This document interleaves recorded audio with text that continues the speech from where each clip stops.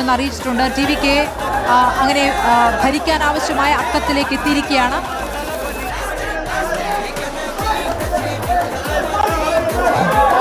അഭിജിത്ത് മുഴക്കുന്ന വിവരങ്ങളുമായി. അഭിജിത്ത്, ഇപ്പുതാ വിജയ് CPM-ന്റെ ഓഫീസിലെത്തിയിരിക്കുന്ന ദൃശ്യങ്ങളാണ് കാണുന്നത്. CPM പിന്തുണ പ്രഖ്യാപിച്ചിരിക്കുന്നു. പുറത്തുനിന്നുള്ള പിന്തുണയാണ്. ടി.വി.കെ അധികാരത്തിലേക്ക് നീങ്ങുന്നു അല്ലേ?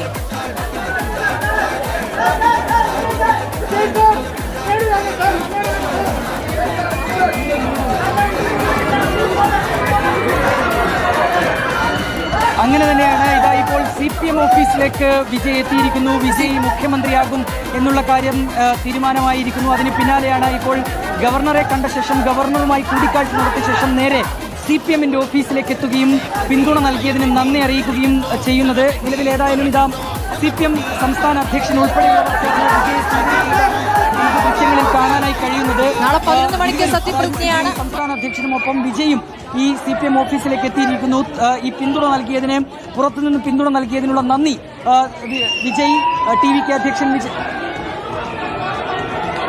തീർച്ചയായും നാളെ രാവിലെ 11 മണിക്കാണ് ഇപ്പോൾ സത്യപ്രതിജ്ഞയ്ക്കുള്ള സമയം നൽകിയിരിക്കുന്നത്. അതായത് നാളെ രാവിലെ സത്യപ്രതിജ്ഞ ചെയ്ത് രാവിലെ 11 മണിക്ക് സത്യപ്രതിജ്ഞ ചെയ്ത് തമിഴ്നാടിന്റെ മുഖ്യമന്ത്രിയായി വിജയ് വരും എന്നുള്ളതാണ് ഏറ്റവും പ്രധാനപ്പെട്ട കാര്യം. ഏറെ നാളുകൾ നീണ്ട ആകാംക്ഷ, നാടകീയമായ രംഗങ്ങൾ, ട്വിസ്റ്റ്, ഇതിനൊക്കെ ഒടുവിലാണ് ഇപ്പോൾ വിജയ് ടി.വി.കെ തമിഴ്നാട് രാഷ്ട്രീയത്തിന്റെ അധികാര കേന്ദ്രത്തിലേക്ക് വരുന്നത്. ഇതിലിപ്പോൾ പ്രധാനമായിരിക്കുന്നത് ഇടതുകക്ഷികൾ നൽകിയ പിന്തുണ തന്നെയാണ്. ഒപ്പം തന്നെ VC-യുടെ പിന്തുണ, ഏറ്റവും ഒടുവിൽ ഇപ്പോൾ മുസ്ലിം ലീഗ് കൂടി പിന്തുണ നൽകും എന്ന് അറിയിച്ചിട്ടുണ്ട്. അതായത് ഒരു പിന്തുണ ടി.വി.കെക്ക് നൽകുമെന്നുള്ളതാണ് പ്രധാനപ്പെട്ട കാര്യം. അതായത് DMK സഖ്യത്തിൽ നിന്ന് പുറത്തു പോകാതെ ഇവർക്ക് ടി.വി.കെക്ക് ഭരിക്കുന്നതിനാവശ്യമായ പിന്തുണ അത് പുറകിൽ നിന്ന്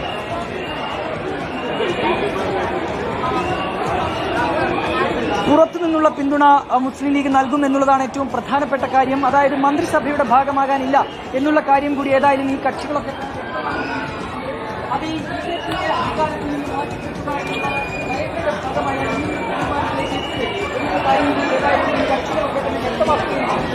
അതായത് ഇപ്പോൾ വിജയ് ശരി, വിജയ് CPM ഓഫീസിലെത്തി, CPM ആസ്ഥാനത്തെത്തി, നേതാക്കളെ കണ്ടു, നേതാക്കളെ ഷോൾ അണിയിച്ചു.